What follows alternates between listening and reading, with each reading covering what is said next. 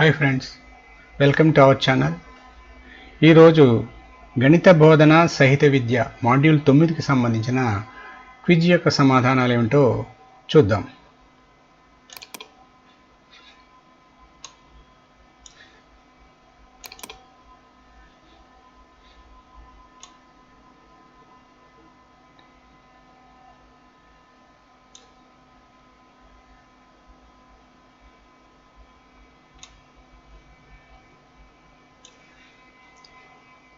మొట్టమొదటి క్వశ్చన్, గణితం ఆనందంగా మారుటకు క్రింది వానిలో ఏది అవసరం లేదు? పాల్గొనడం, నిమగ్నమగుట, పరికల్పనలు చేయడం మరియు సరిచూడడం. కేవలం సమస్య సాధనల కొరకు విద్యార్థులకు చెప్పడం. దీనికి సరైన ఆన్సర్ కేవలం సమస్య సాధనల కొరకు విద్యార్థులకు చెప్పడం.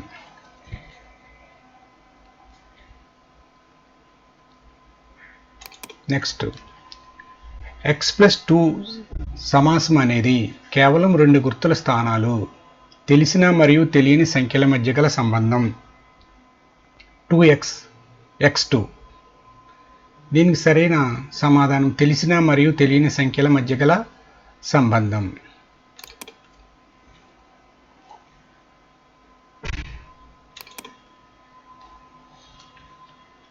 క్రింది వానిలో ఏది సరైనది కాదు?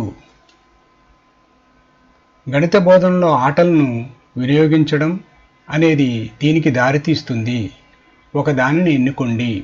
గణిత అవగాహనకు ప్రేరణను పెంచుతాయి, పిల్లల శక్తిని మరియు కాలాన్ని వృధా చేస్తాయి, గణితం పట్ల వైఖరిని పెంపొందింపచేస్తాయి, పిల్లల్లో సమస్య సాధన సామర్థ్యాలను అభివృద్ధి చేయడానికి సహకరిస్తాయి. దీనికి సరైన ఆన్సరు పిల్లల శక్తిని మరియు కాలాన్ని వృధా చేస్తాయి.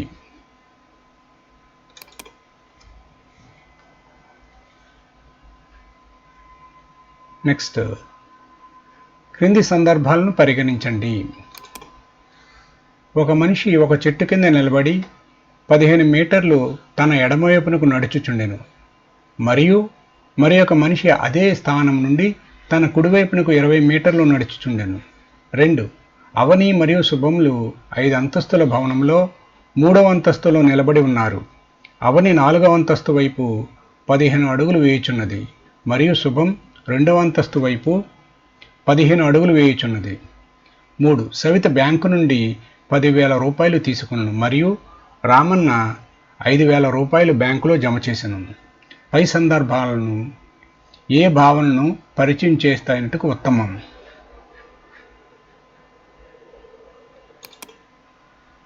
దీనికి సరైన జవాబు చరరాశి, భిన్నాలు, రేఖ, పూర్ణాంకాలు. సరైన సమాధానము పూర్ణాంకాలు.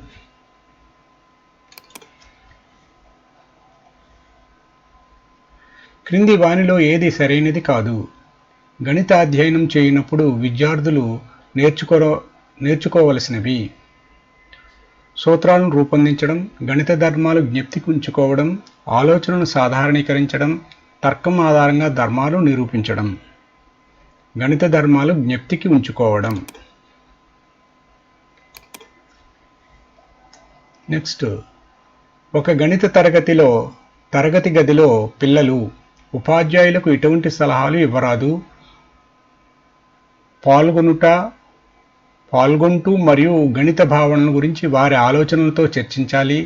నిశ్శబ్దంగా ఉంటూ మరియు ఉపాధ్యాయునిచే తెలపబడిన సమస్య సాధనను వ్రాసుకోవాలి.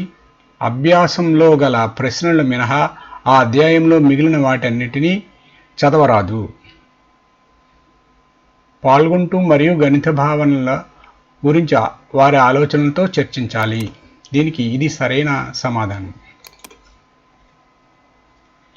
తరువాత, ఒక విద్యార్థి ఒక సందర్భోచిత పరిస్థితిపై పనిచేస్తున్నప్పుడు అతని నుండి ఆశించవలసినది: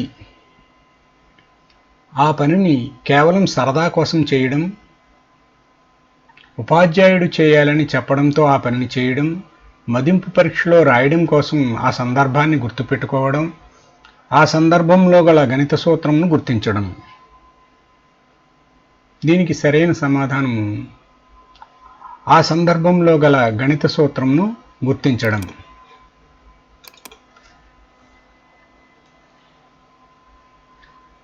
గణితంలో నిర్వహించే కృత్యాలు విద్యార్థులను శారీరకంగా ఉత్సాహంగా తయారు చేస్తాయి. విద్యార్థులు ఆనందంగా గణిత భావనలు అన్వేషించేలా తయారు చేస్తాయి. విద్యార్థుల భావనలను జ్ఞప్తికి ఉంచుకొనుటలో సహాయపడతాయి. విద్యార్థులు వేగంగా గణించేలా తయారు చేస్తాయి.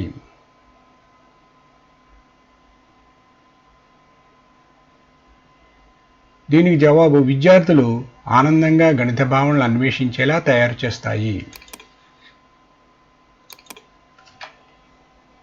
నెక్స్ట్, ప్రాథమిక స్థాయి గణిత అభ్యసనం యొక్క మదింపు కోసం ఈ క్రింది వానిలో దేని దృష్టిపై సారించాలి? పిల్లలు ఏమి నేర్చుకుంటారు? పిల్లలు ఎలా నేర్చుకుంటారు? పిల్లలు ఎందుకు నేర్చుకుంటారు? పిల్లలు ఎంతవరకు గణితంను జ్ఞప్తికి ఉంచుకోగలరు? దీనికి సరైన సమాధానం పిల్లలు ఎలా నేర్చుకుంటారు. తరువాత, గణితంలో ఈ క్రింది వానిలో దేనిని అభివృద్ధి చేయడానికి సహాయపడదు? గణితంలో ఈ క్రింది వానిలో దేనిని అభివృద్ధి చేయడానికి సహాయపడదు? శారీరక శక్తి, ఊహించడం, అమూర్త ఆలోచన, తార్కిక తత్వం. శారీరక శక్తి.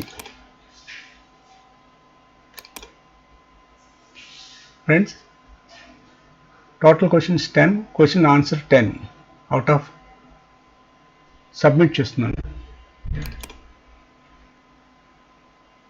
నా స్కోరు 10/10. Okay friends, bye. ఈ ఛానల్ కానీ నచ్చినట్లయితే లైక్ చేయండి, షేర్ చేయండి, సబ్స్క్రైబ్ చేయండి. నా నుంచి వచ్చే ఇన్స్టెంట్ వీడియోస్ కోసం బెల్ ఐకాన్ని ప్రెస్ చేయండి. Okay friends, bye. Thank you.